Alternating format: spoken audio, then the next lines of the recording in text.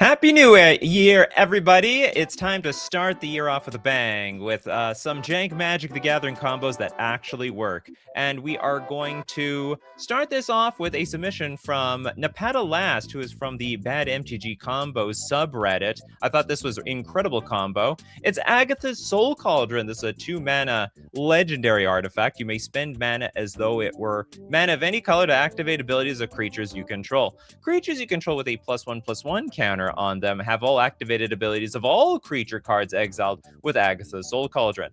Tap exile target card from a graveyard. When a creature card is exiled this way, put a +1/+1 counter on target creature you control. Now, this is incredibly important because we are going to be pairing this up with none other than Tempest Efreet. This is a 4-mana a free creature. Now, you're supposed to remove this card from your deck before playing if you're not playing for ante.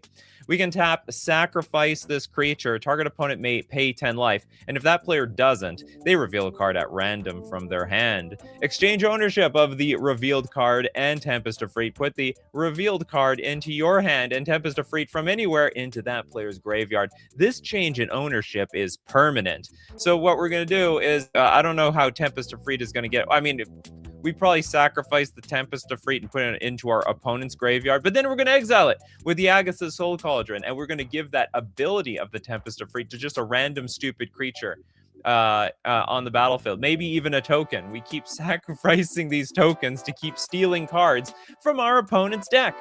Okay, so if you want to submit combos, by all means do it. 3-card combos are very welcome in chat. Otherwise, you have to do it in the Discord. It's free. Just follow the instructions in the description. All right, so first up, we'll just say first come, first serve around here. We've got Random Mage with Muldrotha, the Gravetide, and Mindslaver. So Muldrotha, the 6-mana 6/6 elemental avatar. During each of your turns, you may play a land and cast a permanent spell of each permanent type from your graveyard. You may play a land and cast a permanent spell. Oh, of each permanent type. Well, one of those can be artifact. An artifact is Mindslaver. And Mindslaver is something you want to play every single turn. So for 6 mana, legendary artifact, pay 4, tap, sack it. You control target player during that player's next turn. And it sounds like they're just not going to get another turn for as long as you keep pulling out, what is it, lands? Whenever on each of your turns, you may play a land and cast a permanent spell. Oh no, you don't even need to play a land. You just get to keep playing this thing over and over again. That's a hard lock. Sick. That is a sick hard lock over there. Another Mindslaver combo bites the dust. And by bite dust, I mean it's going to bite someone else's dust. Okay, Toilet Duck. Okay, we want Fractured Insanity. It's not going to get any more insane than that. Fractured Identity. It's not going to get any more fractured or crazy than that last combo. Okay, we want Toph, the First Metal Bender. That card's big for some reason. People love Toph and Blood Moon. Equals opponent's artifacts are basic mountains without the abilities they had as artifacts. What? What does that mean? So we're going to Fractured Identity, exile target, non-land permanent. Each player other than its controller creates a token that's a copy of it. Not sure what we're destroying yet. Toph, the First Metal Bender. Non-token artifacts you control are lands in addition to their other types. Non-token artifacts, they become lands. And at the beginning of your end step, Earthbend 2. And then we're going to turn all the lands into non-basic lands are mountains. And they're definitely not going to be basic. So all our artifacts are mountains. Opponent's artifacts are basic mountains without the abilities they had as... Oh, so you're turning them out. If I understand correctly, target land you control... So non-artifacts you control are lands in addition to their other types. If I just to correct you a little bit, just a little bit, I believe they are non-basic mountains. Non-basic. Got a little confused there how we turn these things into basic mountains. But other than that, yes, we are going to turn the artifacts into mountains, and I guess they're gonna lose all their abilities. Really weird way to get all their artifacts to lose all their abilities, but it's gonna work. Next up, we've got... It's funny, we have to give somebody a Toph in order to make this thing work. But then I guess we have to protect their Toph.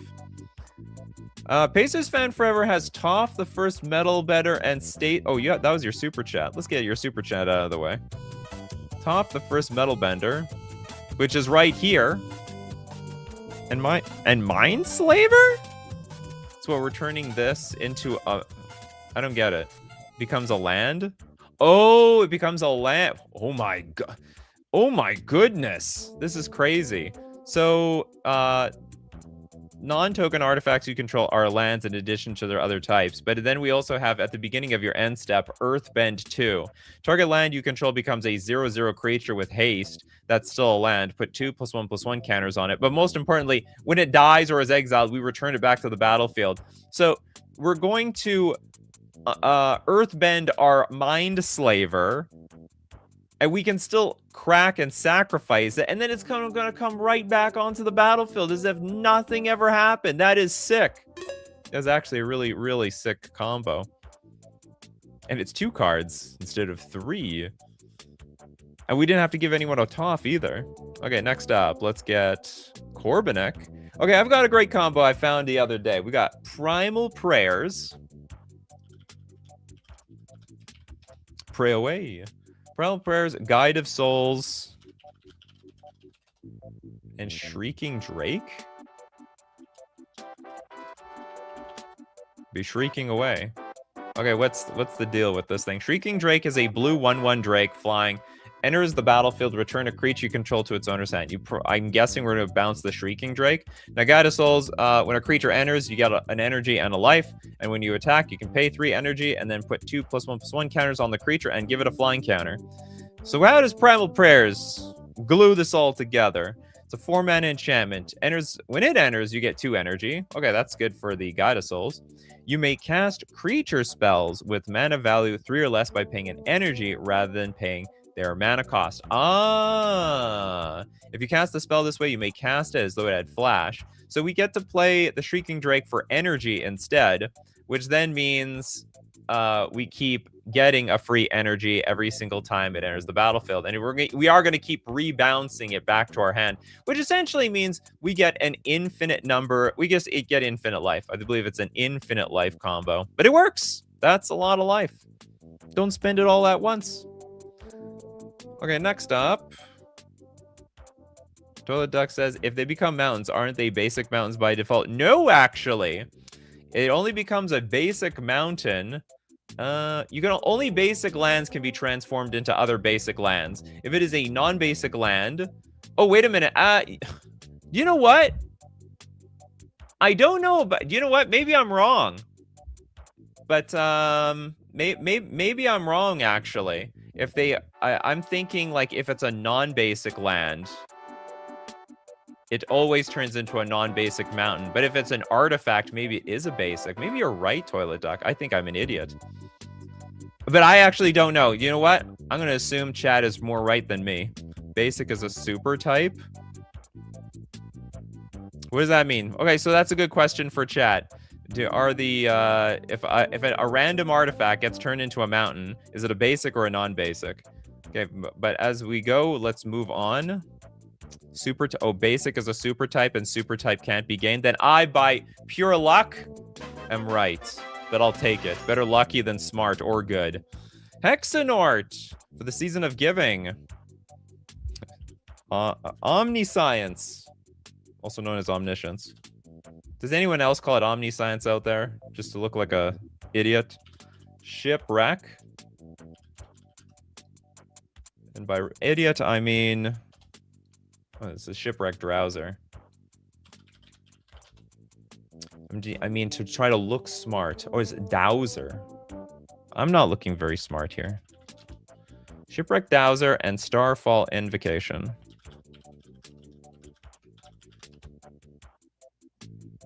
This better be easy to understand. This is with gift. Okay, we have to gift something. Omniscience. You can play spells from your hand without paying their mana costs. Shipwreck Dowser, prowess. When the creature enters, return target instant or sorcery card from your graveyard to your hand. That's easy enough to understand. Starfall Invocation, gift a card, destroy all creatures. If the gift was promised, return a creature card put in your graveyard this way on to the battlefield under your control. Ah, I understand. So we're going to blow up all the creatures, but we're going to get the creature back that's going to be the most important for bringing back our Starfall Invocation back to our hand. Infinite board wipes for us. And unfortunately, no way of our opponent to survive. Next, we got a super chat from... okay, I have another one. You really love your Toph. Now I understand why Toph is so popular. Toph, the first metal bender. Into Stasis Coffin. Toph seems to be like the soul of a lot of bad Magic the Gathering combos going on in the future. So again, yeah, artifacts are you control become lands, and so on. Stasis Coffin, 3 mana, legendary artifact. Pay 2, tap, exile the Stasis Coffin. You gain protection from everything until your next turn. Ooh, and you can just keep looping that over and over again. Looping the Stasis Coffin, because it's going to keep coming back over and over again until your next turn. Yeah, it's almost like it's a colorless Teferi's Protection in a lot of ways. Very, very colorless.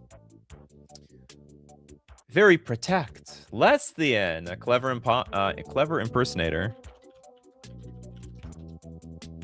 As a creature, not copying anything. I guess that's an option. Would you like to copy something with your clever impersonator? Nah, I'd just like it to go straight to the graveyard. Dance of the Many. And Scrabbling... we don't... Dance of Many. And Scrabbling Skull Crab. Okay, it's a big skull crab. It's a crab. I guess it's a crab inside a skull as a shell. Blue 0/3. It's got Eerie. Whenever an enchantment you control enters, and whenever you fully unlock a room, target player mills 2 cards. Then we have Dance of the Many. Our enchantment. When this enchantment enters, create a token that's a copy of target non-token creature. This thing? When this enchantment leaves the battlefield, exile the token. When the token leaves the battlefield, sacrifice this enchantment. At the beginning of your upkeep, sack this enchantment unless you pay double blue. I have no idea what this thing does. Nothing. So the clever impersonator is going to enter the battlefield as a copy of isn't it committing Sudoku here as a creature, not copying anything because it's just a 0/0. Then we have to play Dance of the Many. I don't get how this combo works, Leslie. Some instructions. There's too many words on this thing. When it enters the battlefield, put a token on the battlefield that's a copy of target non-token creature. Which the only legal one is going to be the crab. When Dance of the Many leaves, exile the creature token. When the creature token leaves the battlefield, sack the Dance of the Many. So it's like a clone. At the beginning of your upkeep, sack Dance of the Many unless you pay double blue. Is there some sort of loop that's supposed to happen out of this? So that whenever an enchantment keeps entering the battlefield, we can mill 2 cards? Dance of the Many enters. Copy impersonator. How? It's a 0/0 Lesthian. It's going to die. It's dead already. It's dead before you could even blink. It's impossible to copy the clever impersonator. It has to copy something else. Or I don't know what it's copying. It can't enter the battlefield as itself, which is apparently the soul of the combo. So if you can explain that to me, that's great. But until then, I don't think this. Well, the first impersonator must be alive for some reason. Okay, that combo didn't work. It's not alive. It can't just arbitrarily be alive. These do have to be legal combos. All the combos have to be legal. Next up, we got Matthew Green's super chat. Blossoming Tortoise.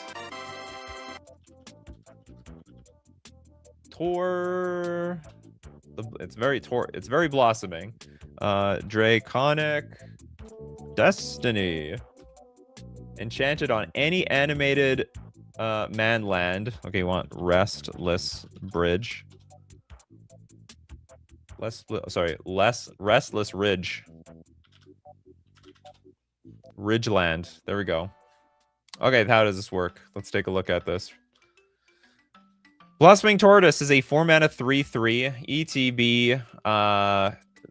When it enters the battlefield or attacks, mill 3 cards, then return a land card from your graveyard to the battlefield tapped. So we mill, we get lands. Activated abilities of lands you control cost 1 less. That might be very important for our creature land. Land creatures get +1/+1. Now we're going to put Draconic Destiny on apparently our Restless Ridge. And that creature is going to get +1/+1 and has flying, haste, and pay 1. This creature gets +1/+0 until end of turn, which is going to be 1 less thanks to the Blossoming Tortoise. And it becomes a dragon until end of turn. Do I have my dragon sound effect? No, I don't. I'm going to get my dragon sound effect back. When enchanted creature dies, return Draconic Destiny to its owner's hand. That's okay, because we're going to chew up somebody for entire chunks of damage in one shot. Then one shot, they're going to be dead. Do you know what's probably the best one? Treetop Village. Because that's Trample. I don't know if that aura gave Trample. Treetop Village gives Trample, though. So, like, whatever blocks, it's useless. What was here?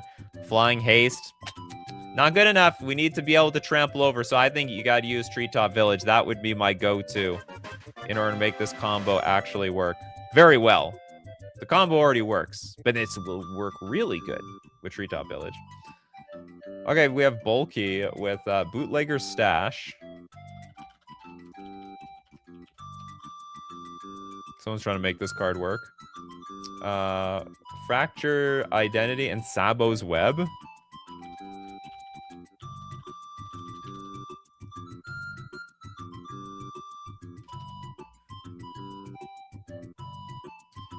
And you want Sabo's Web. Nothing's gonna move. Or I believe it's like non-basic lands don't untap or something. Sabo's Web, 2-mana artifact. When Sabo's Web comes into play, draw a card. Lands with an activated ability that don't produce mana don't untap during their controller's untap steps. Lethal card. Actually really, really strong. It's a 1-card combo. Fractured Identity, exile target non-land permanent. Each player other than that, then its controller creates a token, a copy of it. So what, we're going to give everybody a Bootlegger's Stash? Oh, I see. We're going to give everyone Bootlegger's Stash. Lands you control have tap, create a treasure token. Well, that's an ability that doesn't actually technically add mana directly. It's indirectly. And they're all going to be locked down by the Sabo's Web. Excellent, excellent combo. Next up, we've got... So I'm going to try to get someone under Bulky. Another Toph. Toph. Toph is like the most popular, hottest card right now. Then Door to Nothingness. This is basically a Toth show. Has to be in a Wooburg deck, though. Yeah, okay, so Toph cannot be the commander. So that now we're going to... Remember, our artifacts? We can earthbend them. We're going to earthbend this land. And when we sack it for double Wooburg, target player loses the game. Sorry about that. And we're going to get it back. It's going to come into play tap, but that's okay. A small price to pay for eventually winning the game. Just keep... we should just keep the Toph tabbed. Hold on. What can I do here? I gotta duplicate this tab. We'll be back, Toph. We'll be back. We will meet again. I am certain of it. Next, we have a super chat from Dangerous One. Staying very dangerous. 4 Chancellor Draw and 2 Soul Spike equal Exodia. You know, it's funny you say that. I had that sort of ready over here. It was, I don't know if you're the one who actually contributed this.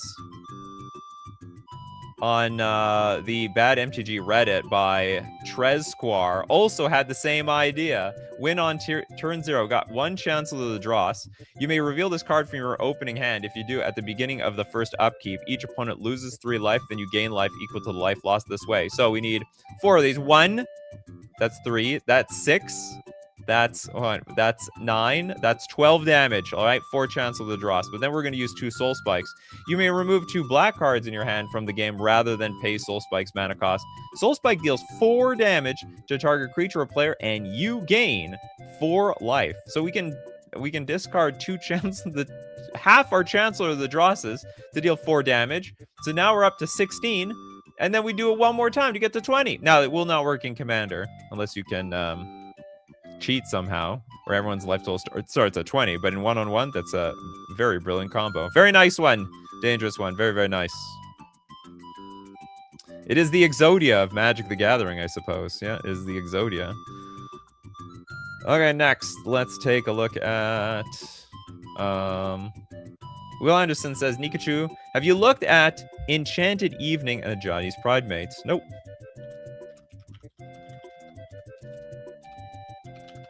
Okay, Enchanted Evening and Johnny's Pride Mate. This one. Wow, they changed the art on this thing so many times. Enchanted Evening is a 5-mana enchantment. All permanents are enchantments in addition to their other types. Okay, so the Pride Mate is an enchantment. Whenever you gain life, put a +1/+1 counter on this creature. Okay, now what? Obviously, Infinite Cats is the best way to win in Magic. Huh?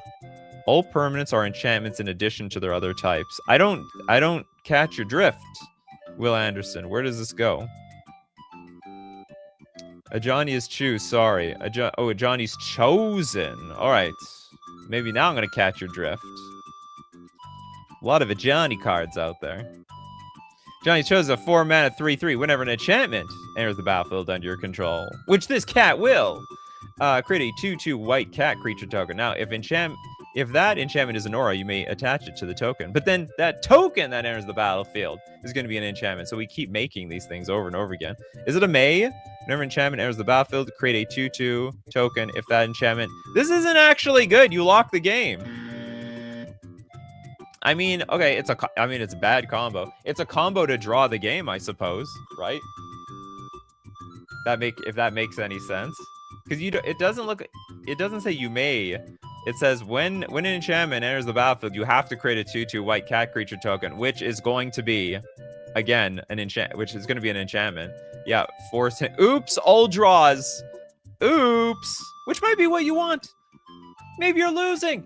Maybe you want to end the game today because, like, you know, it's already 1:30 in the morning and it doesn't look like anyone can get through. So this is a way to do. Locking the game with cat, so partial win. I guess some people might think, hey, look, I caused the draw. Therefore, you know, that's like a virtual victory. No, yeah, nobody wins. The cats win. It's like D&D. We all win or we all lose. Well, we all didn't do either of them. Next, let's take a look at, okay, Benjamin Berkey's Jace's Archivist and Library of Lang. Okay, Jace's Archivist.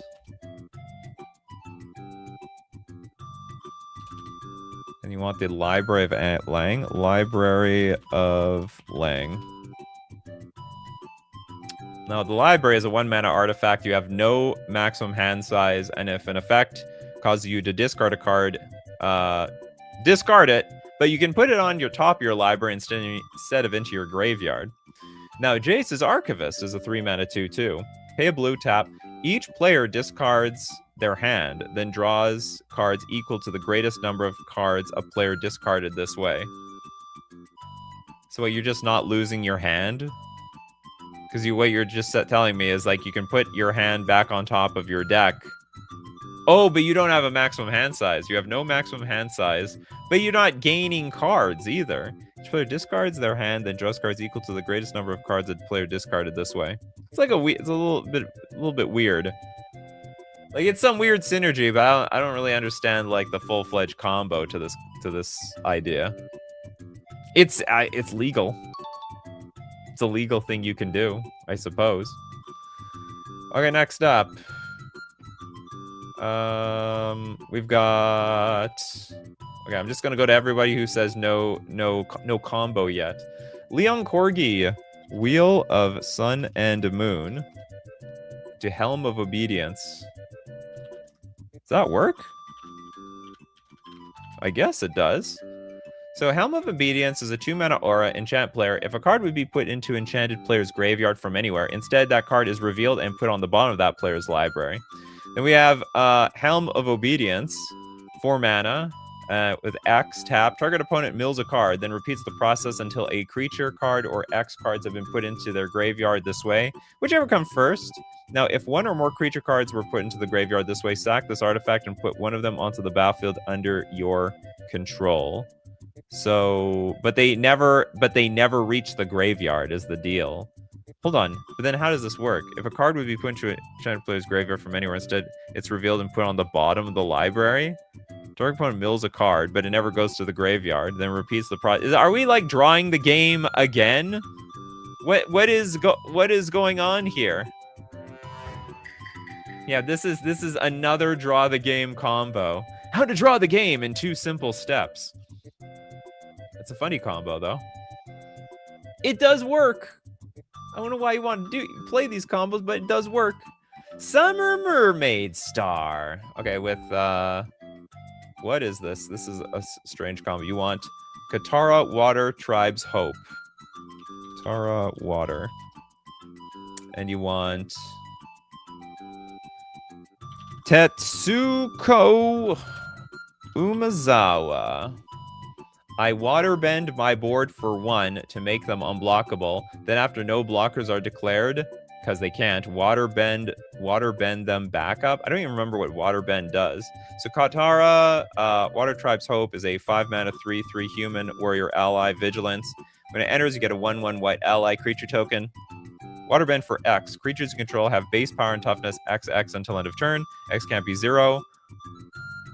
Oh, you can do this whenever you want. And then we have Tetsuko Umezawa's Fugitive. Creatures you control with power or toughness 1 or less can't be blocked. So we first go in for the attack with, I don't know, I guess 1 creature. That's all it takes. And then we buff it up with Katara, Water Tribe's Hope.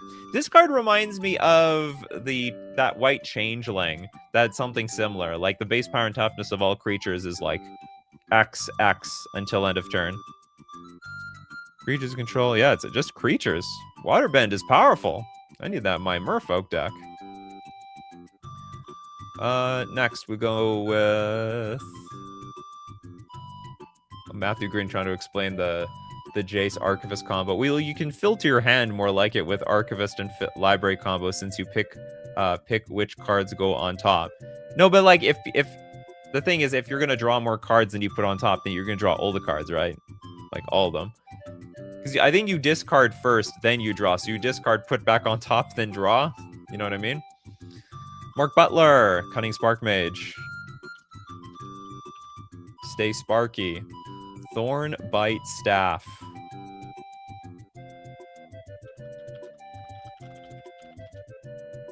And Basilisk Collar. There's a lot of Basilisk cards. Okay, so it's Cunning Spark Mage. Of course, it's got haste, and you can tap it to ping a creature or a player. Thornbite Staff. Equip creature has pay 2. Tap. This creature deals 1 damage to target creature or player, which is weird because it already does that. And whenever a creature is put into a graveyard from play, untap the creature. Oh. So isn't there like another card that's the are we making our own artificial goblin sharpshooter here? Because now with Basilisk Collar, our Spark Mage has Death Touch and Lifelink, so we just have to deal 1 damage, and that's it. They're dead, and we get to untap the Cunning Spark Mage and continue doing this for an eternity.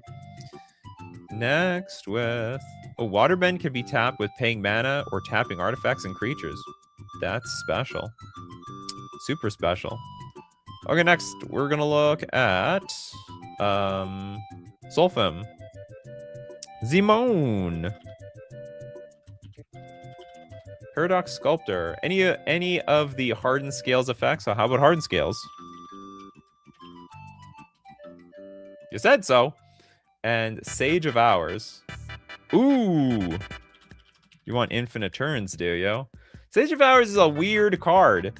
It's a 1/1 human wizard with heroic. So if you target it with anything, whenever you cast a spell that targets Sage of Hours, put a +1/+1 counter on it, and you got to remove. If you remove all +1/+1 counters from Sage of Hours, for each 5 counters removed this way, take an extra turn after this one. We need 5 counters. So I guess we're going to put some counters on with Hardened Scales. If one or more +1/+1 counters are put on a creature, you put 1 more instead. Zimone for 4 mana. At the beginning of combat on your turn, put a +1/+1 counter on each of up to 2 target creatures you control. And then for 2 mana, tap double the number of each kind of counter on up to 2 target creatures or artifacts you control. Well, that gets it to 4. Well, eventually we'll have a wonderful extra turn. Because as I understand, we're only going to get to 4, right? We put the counter, it doubles. Then we... Oh, no, but we double... Oh, you know what? I'm wrong. Okay, so first counter ends up being 2 counters. But then when we double it, we go to 4. We're also going to get an extra counter. That goes straight to 5. All right, that's math. Yeah, Hardened Skill is going to trigger again when it doubles. It double again. It's 5. The maths are mathing in my head right now. But you know what's working? FusionGamingOnline.com. If you want to buy, we're going to look at more of these terrible Magic the Gathering combos or jank ones that actually work. I'll tell you where you can buy them from. You can get all the singles at FusionGamingOnline.com. They got all the jank cards. They got your Sage of Hours. Where's that? The Sage of Hours, Hardened Scales, Zamone, Paradox Sculpt, and all your top. Well, I don't know if they get all the tops that you can. If they're sold out, make sure you're on the wait list, and they'll get them back in stock for you. And I'll tell you, well, you're going to want to get those tops 5% off when you use coupon code Nikachu at checkout. Not only save yourself some money, but also to support the channel. We're also going to thank Mana Traders, the premier place to rent Magic cards on Magic Online, the digital platform for playing all your favorite paper formats, but digitally online. You don't have a local game store near you? Well, grind as much as you want on Magic Online and rent all the cards using coupon code Nikachu _58V for 40% cash back on your 3rd month subscription renting with Mana Traders. Thank you very much. And we go back to our terrible Magic the Gathering combos.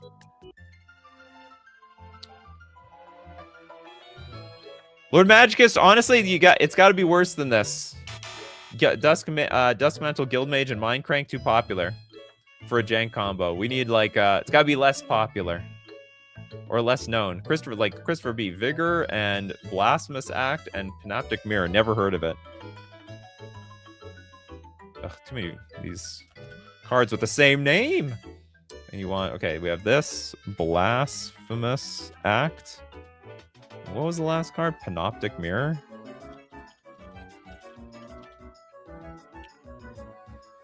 Okay, 5 mana. Artifact. We can imprint it for X. You can remove an instant or sorcery card with convert mana cost X in your hand from the game? Well, we're going to put Blasphemous Act on this thing? How? It's 9 mana. I mean, I guess we're assuming we always have the mana for these things. Deals 13 damage to everything. Okay, how does Vigor help? Trample. If damage would be dealt to another creature you control, prevent that damage. Oh, and you get to put a +1/+1 counter on that creature for each 1 damage prevented this way. So the pain turns into gain, thanks to Vigor. And by the way, if it's put in the graveyard from anywhere, shuffle it into its owner's library, but that's not gonna matter. We're gonna win by then. Win post haste. Voltlin, Sheely Rai? That's not the name. Saheeli Rai. Thank God I know this card. Liquid Metal Coating. Sorry, Liquid Metal Coating. I always think it's liquid, but it's not. And you want Oath of Teferi. Oath of Teferi is to be as annoying as possible in all future iterations of being a Planeswalker.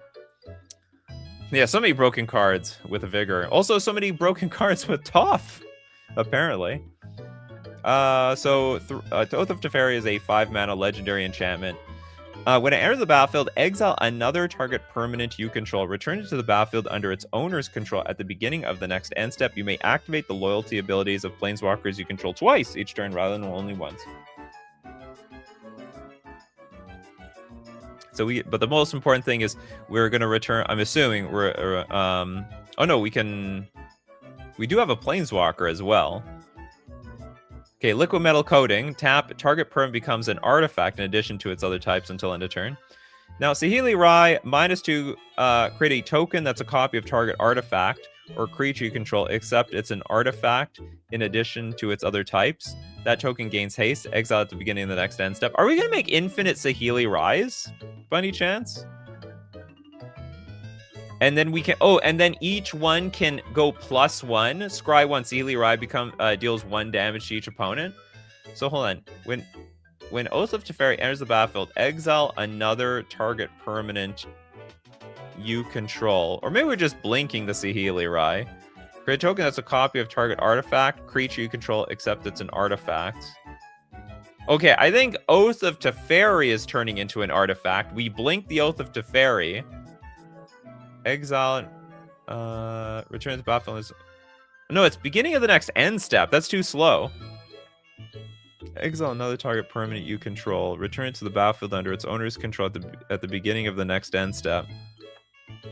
How does this work? Oh yeah, there was a big problem. I had no audio in the first stream. I think you only use the twice ability on Teferi. Yeah, maybe it's only the twice ability. Okay, so Saheeli Rai is an artifact. We blink Saheeli Rai. And then we can go blink and also +1. We're creating a token of the original. We're always making a token of the one artifact Saheeli Rai. Okay, that works. And then we keep scrying up, scry 1 and deal 1 damage. Cool. Yeah, so, okay. Sometimes the problem is when you guys submit like a lot of cards with a lot of text, I assume like one paragraph is important to the combo. Everyone's like, Nikachu, how do you just not understand these things? How do you not understand? Well, I don't know if the -7 is important to the combo or not. I don't know. And I just assumed this first paragraph was really important. Okay, a lot of people are calling out for toilet ducks. Multiple copies of Horus. Samite Guardian. Do we also need multiple copies of Genesis? Ugh. Genesis. Too many Genesises.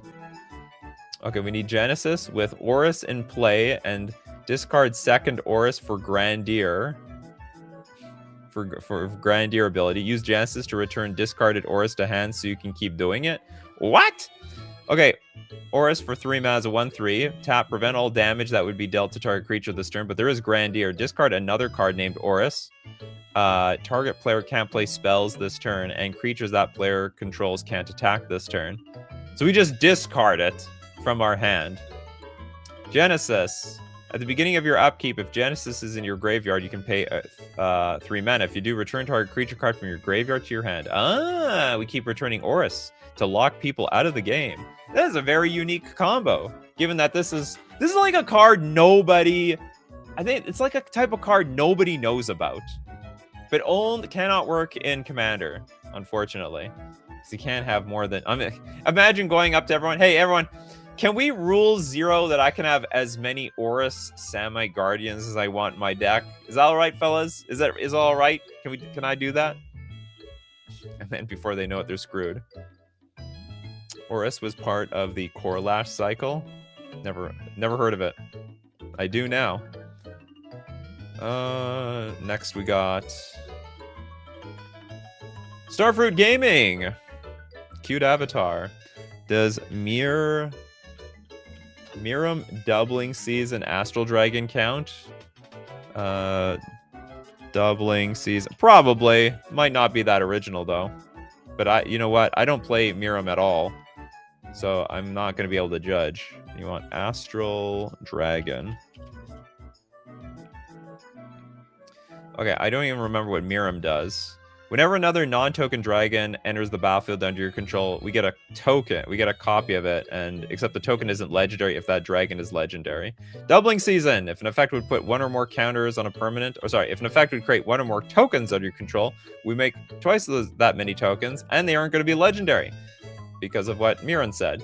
Astral Dragon. Project image. When Astral Dragon enters the battlefield, create 2 tokens that are copies of target non-creature permanent, except they're 3/3 dragon creatures in addition to their other types, and they have flying. I'm guessing we're going to copy the Miram, and then if we copy the Miram,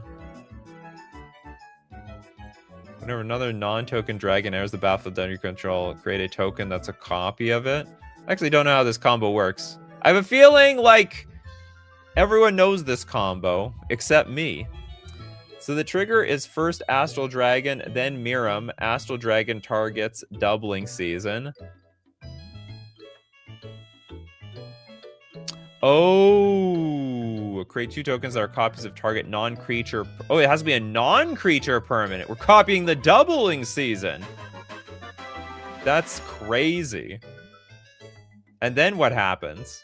Then we're making like billions of tokens. So we're making like millions of 3/3 dragons. So now when Miram resolves, you have 5 doubling seasons. Good God. Good absolute Lord Jeebus. Okay, next up. Hey, that one warped my brain. It's highly unusual that you want to copy the non-creature permanent, even though I read it properly. Cormnick says, enter the infinite omniscience. Not jank enough. That, in fact, is a very popular combo, in fact. Kano, Goblin Bombardment.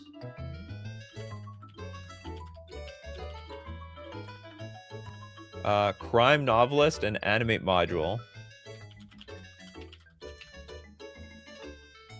And you want Animate Module. I would give anything to be able to copy and paste the... What is it called? Animation Module. I would give anything so I could copy and paste everyone's stuff in chat. I can't copy... because every single time I click on somebody's name, it's just a... it just pops it up, you know what I mean? What if I right-click? Save as, print, no, nothing. Can't do it. Okay, let's look at this wonderful combo. Goblin Bombardment is an enchantment, sack a creature, and deals 1 damage to any target. Crime Novelist, whenever you sack an artifact, put a +1/+1 counter on Crime Novelist, and we're going to get a red mana. Animation Module says whenever 1 or more +1/+1 counters are placed on a permanent you control, maybe like Crime Novelist, we're going to get a 1/1 servo, and we can sack those servos so that we deal damage with our Goblin Bombardment, but also we're going to get a +1/+1 counter to our Crime Novelist. We're also going to get a colorless mana, which is going to help us pay for the Animation Module. Good stuff. Okay, does anyone have no combo yet? Who else has no combo? Steve Cooper doesn't have a combo. Gonna get you, Steve Cooper. Bergie Big Booms. Oh, on the Discord. I do got the Discord available at a moment's notice. Okay, you want Bergie Big Booms. When this? Oh, you just posted this. Where's the pictures? Step 1, Cowardice, Onslaught, Tremors. I don't see any pictures. There's nothing here. Okay, how about this? We'll try to... You have some explanation. And some random dinky 1-mana red creature on the battlefield. Step 2. How do you submit this thing and there's no... No, Discord is not members only. It's free to everybody. There's some paid walled stuff over in there. Okay, so we need Cowardice first. There's Cowardice. Onslaught. Oops. Steve Cooper, you submitted the card in the Discord, and you didn't give us any pictures. Just part of the reason for putting in the Discord. Tremors, apparently. And Bergie. But there is an explanation, which is important. Is it Impact Tremors? Probably Impact Tremors. And you want Bergie. How does this work? Okay, Cowardice. Or I guess you have an explanation. Enchantment. Whenever a creature becomes the target of a spell or ability, return that creature to its owner's hand. Onslaught. Whenever you successfully cast a creature spell, tap target creature. And if they're targeted, we're returning it. Okay. Impact Tremors. Whenever a creature you control enters, this enchantment deals 1 damage to each opponent. Okay. Oops. And then this one said, whenever you successfully cast a creature, so we're casting creatures, we're tapping creatures. We're also dealing damage, and we're probably going to return them with Cowardice. Whenever you cast a spell, add a red, says Bergie. Until end of turn, you don't lose mana as mana and steps and phases end. Creatures you control can boast twice during the turn. Okay, and how is this supposed to work, Steve Cooper? You've got it say... You need a random dinky 1-mana red creature on the battlefield. Step 2, cast the red 1-mana dinky creature in hand. Onslaught targets the creature on the battlefield. Loop creatures into hand with mana being generated by Burgi and Tremors triggering over and over again. That is basically what I was almost piecing together. I knew it the entire time. There's 1-mana red creature on the battlefield and 1-mana red creature. And oh, so they just bounce off of each other. Okay, we'll just make well, I can't make it Ragavan. Raging Goblin. Here we go. There's your 1-mana red creature. Oh, it's so ugly on Arena. Ugly. Looks like Shrek. For the most part. Okay, who else has no combo yet? Mark Butler. I don't think Mark Butler has one. You want Viscera Seer, Murderous Redcap, then... Okay. Viscera Seer.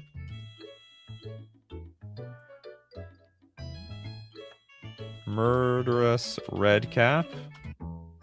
It's almost an unoriginal combo, but you want... Is it Than or Thran Vigil? Never heard of Than. Yeah, it's Thran Vigil. Too smart. Okay, the Seer. Sack a creature, scry 1. Murderous Redcap. When it enters the battlefield, it'll deal damage equal to its power to any target, but it's got Persist. So if you sack it, well, it's going to come back with a -1/-1 counter, but it's going to still deal damage. Then Thran Vigil. Whenever one or more artifact and or creature cards leave your graveyard during your turn, put a +1/+1 counter on target creature you control. So whenever one or more artifacts or creatures put a +1 on target creature. Okay, so the creature dies, gonna come back, we're gonna put a +1/+1 counter on it and do infinite damage.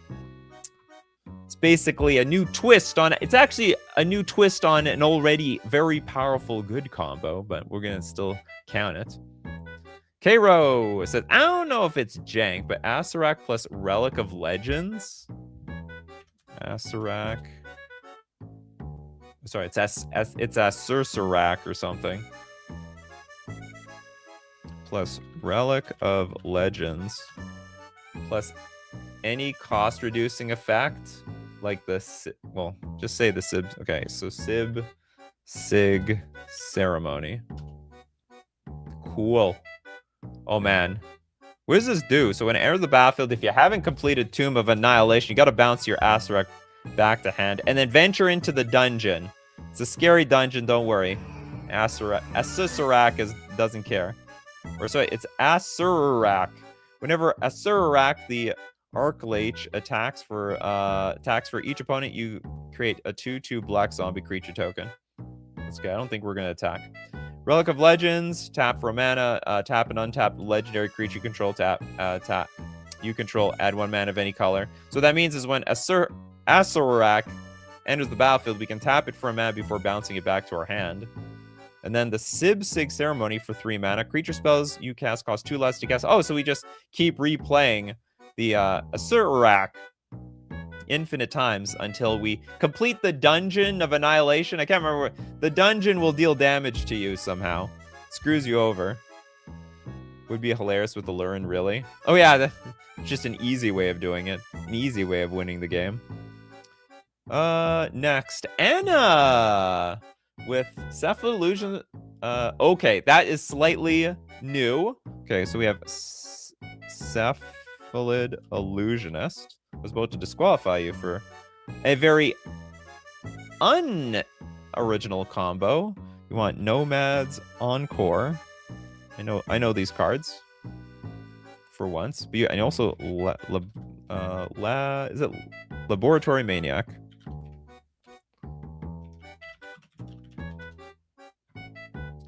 And a draw for the win. Like Gitaxian Probe. Repeatedly target the Cephalid with Nomad's Mill Out, draw for the win. This I actually know. This is actually these two cards are a legacy combo. However, you are intending on winning in a completely different manner. 2 mana for a 1/1. When the Cephalid Illusionist becomes the target of a spell or ability, put the top 3 cards of your library in the graveyard. Then we have Nomad's Encore for 0 mana. The next 1 damage that would be dealt to Nomad's Encore this turn is dealt to target creature you control. So anyway, you don't. It says the next 1 damage, but you can do it in advance actually. So you can just pay 0 to keep targeting the Cephalid Illusionist until you have no cards in your deck, and then you're just gonna either wait till next turn to draw a card, or just draw a card immediately with the Gitaxian Probe and win the game with Laboratory Maniac. It's as simple as that, I guess. It's simple and easy. Next after next after Anna, we also have Jeff. Thanks for being here, Jeff. Can we manufacture summoning station and Peregrine Took? How did he get involved in all this? I didn't even know he was a card. Okay, Peregrine Took is a 3-mana 2/3.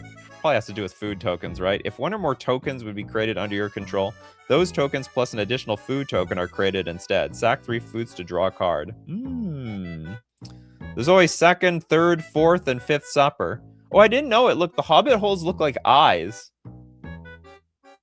Not quite the eye of Sauron, but the eye of something staring at us here. Okay, we've got, Academy Manufacturers also says, if you would create a clue, food, or treasure token, instead create one of each. Okay. Well, is that just going to go infinite with, like, I actually don't know how this interacts.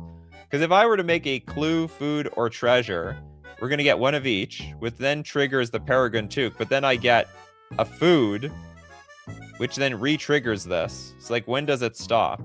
Because they're all, like, almost replacement effects. So does this lock the game?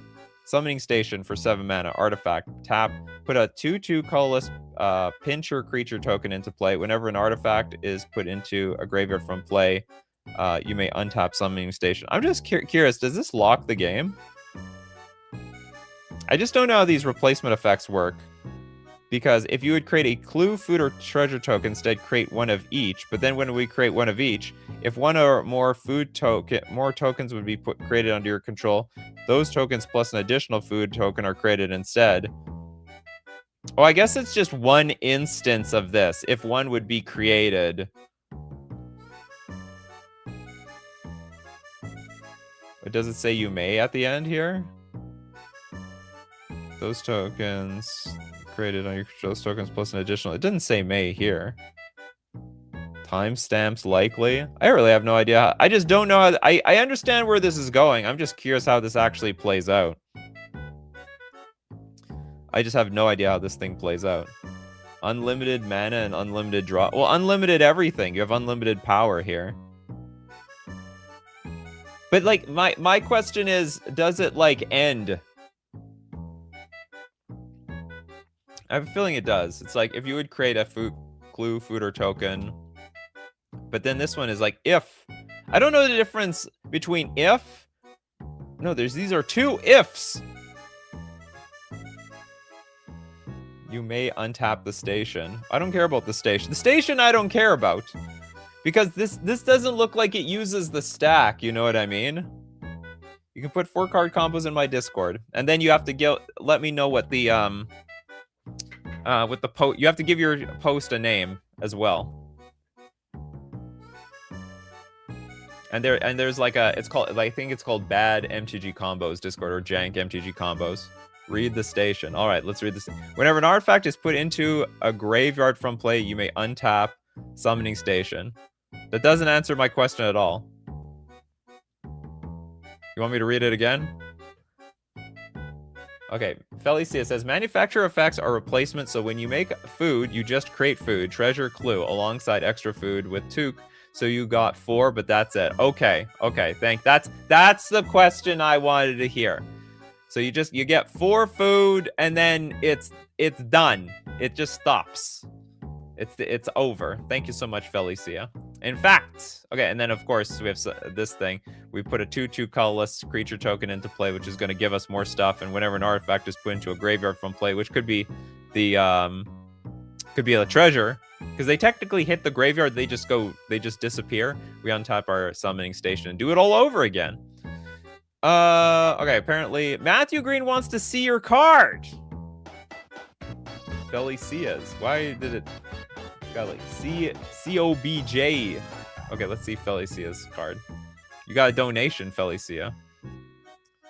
Okay, no earthbending needed. Blossoming Tortoise.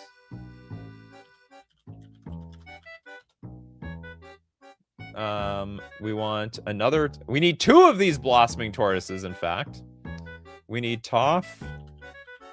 So yeah, actually I have Toph over here. We have Toph and rocket launcher. Rocket launcher sounds like an uncard. Okay, so we need 2 blossoming tortoises. Activate abilities of lands you control cost 1 less to activate, so now they're 2 less to activate, and land creatures get +1/+1. Then we have Toph, of course. The non-token artifacts you control are lands, and we can earthbend some stuff. And then we have rocket launcher. Pay 2, do 1. Okay, so this is now a land.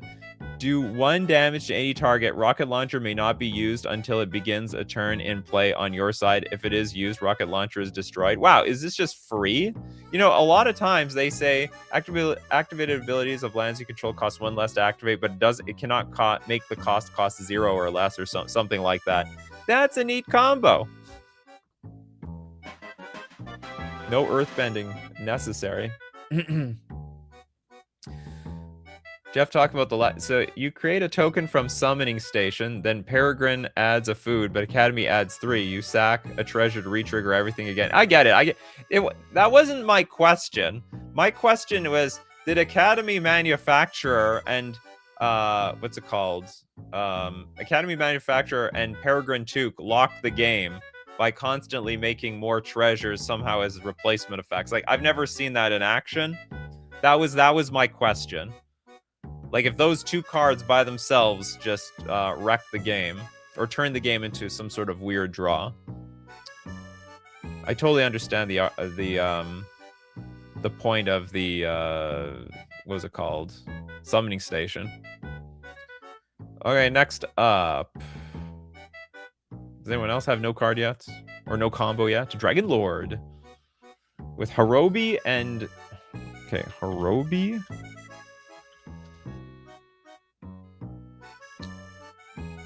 I think it's Death's Whale? Yeah, Harobi Death's Whale and Deathbringer Thoctor. Harobi, 4 mana, 4/4, flying. Whenever a creature becomes the target of a spell or ability, we're going to destroy it. Deathbringer Thoctor. Whenever a creature dies, you may put a +1/+1 counter on Deathbringer Thoctor. Remove a +1/+1 counter on it to deal 1 damage to target creature or player. This is amazing. I have never seen these 2 cards even mentioned once. Harobi Death's Whale or Deathbringer for any combo. And it's so simple. And it blows everything up. You may put a +1/+1 counter on this thing. And you can stop this combo whenever you want. Just probably kill everything else off the battlefield. What is Benjamin Berkey trying to get in here? Target yourself with Healing Salve with Reign of Gore and Transcendence in play.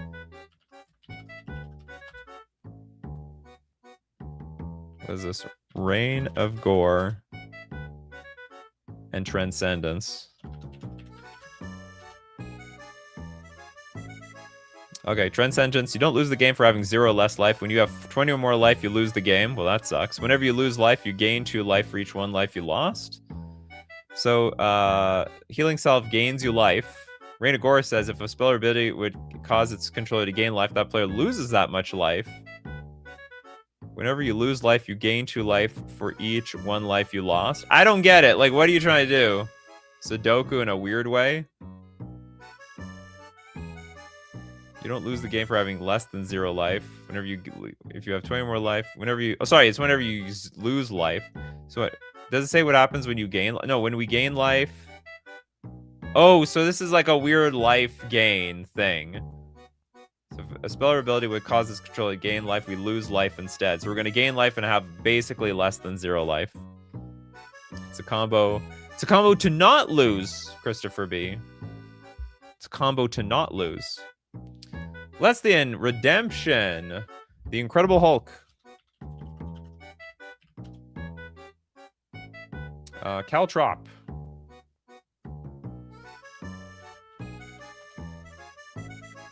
And defend the Rider.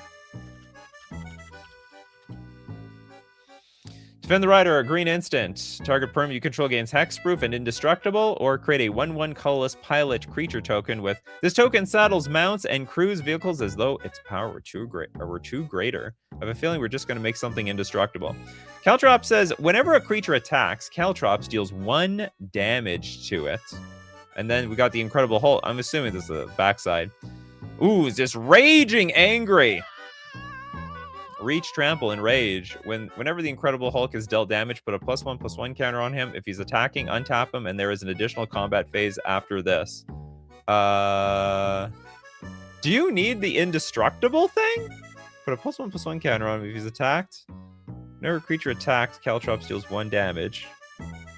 Put a +1, and if he's attacking, yeah. I don't think you need like the defend the rider. I mean, I get it. You know, to make it indestructible, but it's just Incredible Hulking Caltrops. And that's enough to basically win by itself. Caltrops spiked because of this? How is that bad? Oh, well, I mean, anything requiring you to flip your Incredible Hulk, I think is going to be ultimately super jank. Very, very, very jank.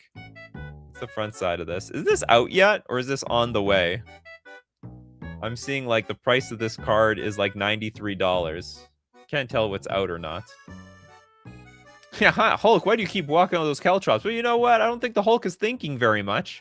Not thinking very hard when you're, you know, in a complete rage, a fit of rage. Okay, next, what do we got here?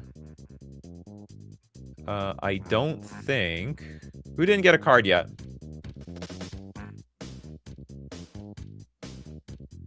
I think the big squig didn't get a combo. Hedge Shredder. Or is it actually Schrader? No, Hedge Shredder and then Ice Till Explorer. Whoop, where am I going?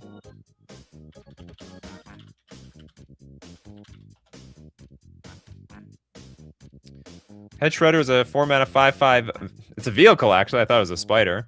When it attacks, you can mill 2 cards. Whenever 1 or more land cards are put into your graveyard from the battlefield, put them onto battlefield tapped, and also for crew, crew 1.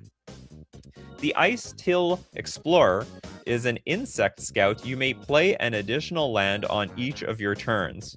You may play land cards from your graveyard. Also, landfall. Whenever a land you control enters, mill a card. So we can play an additional land. We can play lands from our graveyard. And this thing says when it attacks, you may mill 2 cards. Whenever 1 or more land cards are put into your graveyard from play, put them onto the battlefield tap. I don't get this card. This card already says when I attack, I can put my lands onto the battlefield. I don't know what I need this card for.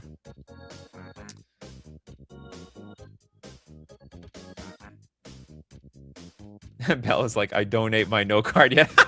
I have never seen that in the 4 years that we've done this show. It's like, I have no card suggested, so I donate my no card yet to somebody else. It would require you to hit your lands permanently with the 1 mill from the Ice Till. You may play an additional land on each of your turns. You may play land cards from your graveyard. Whenever a land you control enters. Oh, I get it. So when you play a land, you mill. Yeah, this could be an all-land deck. Except for the Hedge Shredder and the Ice Till Explorer. Okay. Or very few permanents. It could be one of those decks. I'm trying to think. Actually, I'm more familiar with Oops, No... Isn't there like Oops, No Spells? Or Oops, No Lands? Yeah, Oops, All... Yeah, so I was thinking like Oops, All Lands. It's got to be possible. Okay, we have a... Matthew Green's like, have you done D-Mads' combo? No. Ondu, Spirit Dancer. And Dusty Parlor.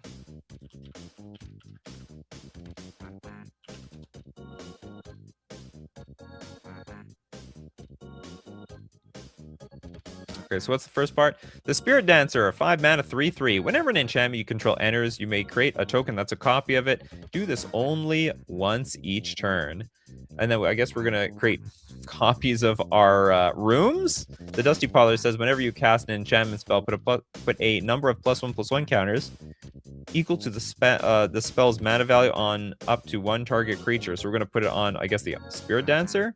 Whenever an enchantment you control enters, you may create a token that's a copy of it. So we're making 2 of these?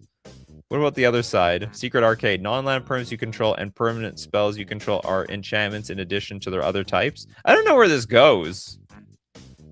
Except that we're, like, making the Spirit Dancer a little bit bigger.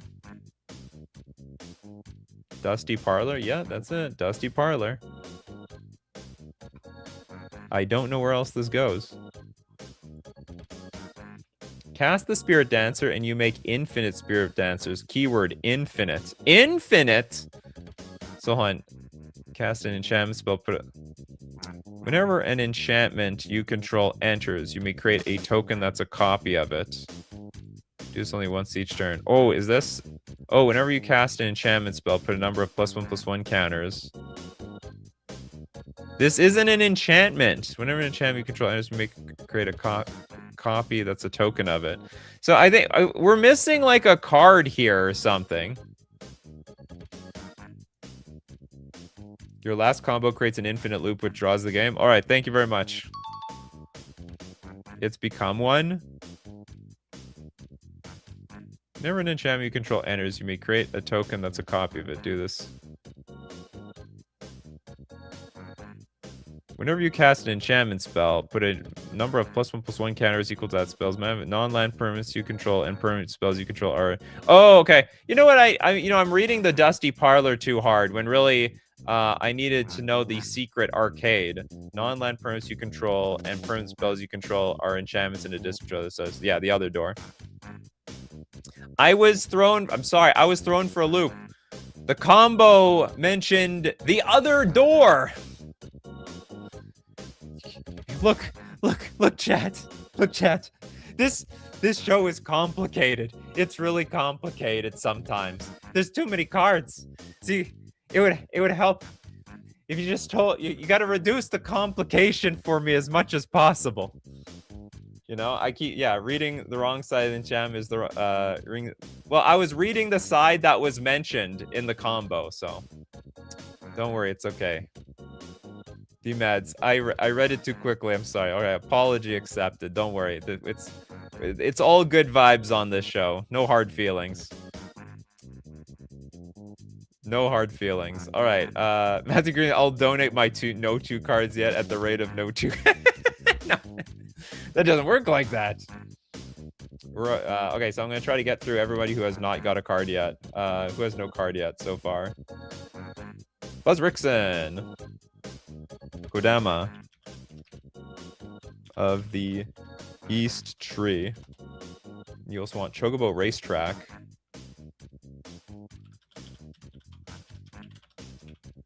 Should always bet on gold at the Chocobo Racetrack. I would. And then you want Azorius Chancery? Sounds like we're gambling there. Kodama of the East Tree, it says reach whenever another permanent enters the battlefield under your control. If it wasn't put onto the battlefield with this ability, you may put a permanent card with equal or lesser converted mana cost from your hand onto the battlefield. Also has partner. If another permanent enters the battlefield, if it wasn't put on the battlefield with this ability, you may put a permanent card with equal or lesser mana. So it's like a show and tell. So Chocobo Racetrack also says landfall. Whenever a land you control enters, create a 2/2 green bird creature token with whenever a land you control enters, this token gets +1/+0 until end of turn. We also have the Azorius Chancery enters the battlefield tapped. When it enters, return a land you control back to your hand, which I assume is going to be the Azorius Chancery. So whenever another permanent enters the battlefield, we're gonna put the Chancery into play. We're going to bounce it back to our hand. It's going to trigger the landfall. When a land you control enters, create a 2/2 green bird. When the green bird enters the battlefield, that lets us replay the Chancery from the Kodama East Tree and do it over and over again for, I guess, for infinite creatures. Unlimited birds! Yes, Kodama can do it. I was able to figure that whole one out all by myself. I'm very proud of myself, chat. What the hell is this? Lich and reverse the sands?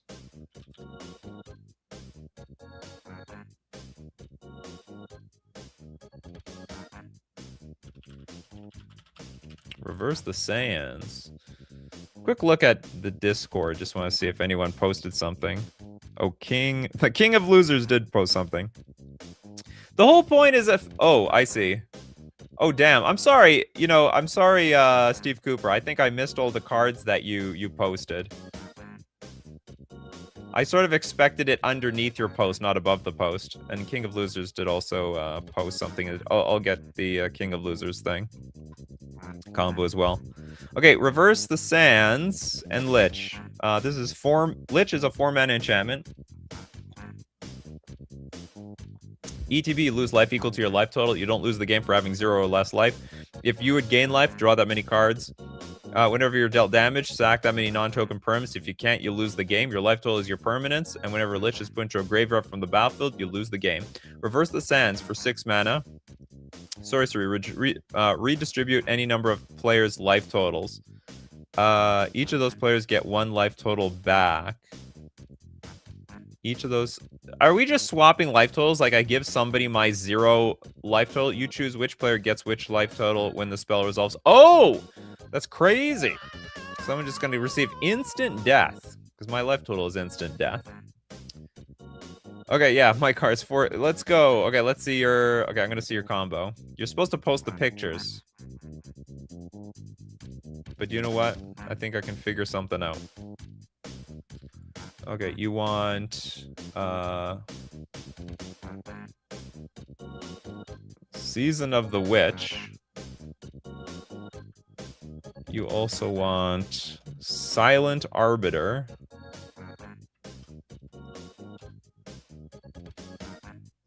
You also want Life and Limb. Oh, we're gonna get that. We're gonna get Life and Limb. Come on, we're gonna get life. We're gonna get Life and Limb. We're gonna get Life and Limb here. And we're also gonna get Yavimaya, Cradle of Growth. There we go. Silent Arbiter. So, sorry. Starting with Season of the Witch. It's a 3-mana enchantment at the beginning of each player's turn. Sorry, I'm not gonna read the ancient scripture. At the beginning of your upkeep, sacrifice this enchantment unless you pay 2 life. At the beginning of the end step, destroy all untapped creatures that didn't attack this turn except for creatures that couldn't attack. Fine. So if they could but didn't. But then we have Silent Arbiter. It says no more than 1 creature can attack each combat. No more than 1 creature can block each combat. Then that means at least 1 creature can attack.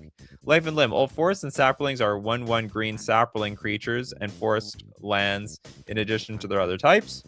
And Yavimaya, Cradle of Growth are all forests. But doesn't that mean like only 1 creature is going to die each turn? If I understand this correctly. Because it says at the beginning of the end step, destroy all untapped creatures that didn't attack this turn, except for creatures that couldn't attack. But the thing is, they can't attack. Only 1 creature can attack. If I understand this correctly. Does it work like that? Silent Arbiter says, no, they can't all attack. You know, 1 at a time here. No more than 1 creature can attack each combat. But I don't know how these cards interact with each other. Maybe it does work the way you want it to. Each creature could have attacked. Only 1 was allowed to attack. Oh, okay. Okay, sweet combo.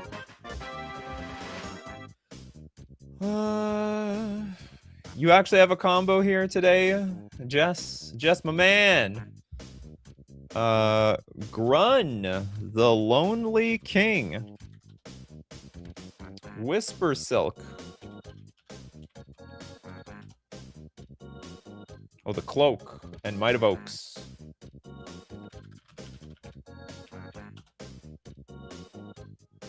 Okay, Grun is a 5/5. If it's kicked for 3 mana, it enters the battlefield with 5 +1/+1 counters on it. When it attacks alone, double its power and toughness. The Cloak says it can't be blocked and has Shroud.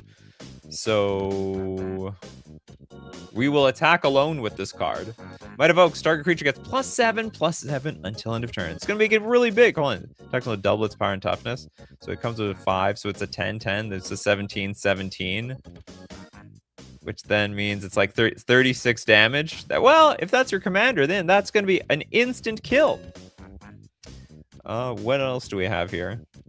Yeah, 34, 34 unblockable Shroud. Jess is our Nikachu historian. Well, it's... yeah, writing the biography based on pure fiction. Am I missing anybody? I got Gillums. I think I got everybody. For the most part. Did I miss anybody? I think we got everybody. For the most part. All right. Thank you so much, everyone. Hope everyone enjoyed today's show. 2 doses of Shroud, they conflict. Okay, we buff it up first. And then we give Shroud an attack. That's how it's going to work around here. All right, thank you so much, everyone, for being here today. I hope everyone enjoyed those wonderfully jank combos. As usual, we do this show weekdays, 3 p.m. Central Standard Time. Be there or be square. Thanks to everyone who supports the show. If you're a patron on Patreon, a member on YouTube, or use Super Chat to be part of the show, or even Super Chat so other people are part of the show. And thank you so much for your contributions, everyone, today. People like Cairo, we got Lisa, Benjamin Berkey, Bell, Matthew, Steve Cooper, Mercenary, Mappius, Christopher B. We got Lisa here. Not happy that the show is over. But there's always another one. There's always another combo stream every single month. Who else we got? We got Lil Deadfly. We got Sager. And many more. So as usual, my coffee crew, keep brewing those coffees. We're going to keep brewing up the magic. Take care of yourselves. And I will see you at the next cup.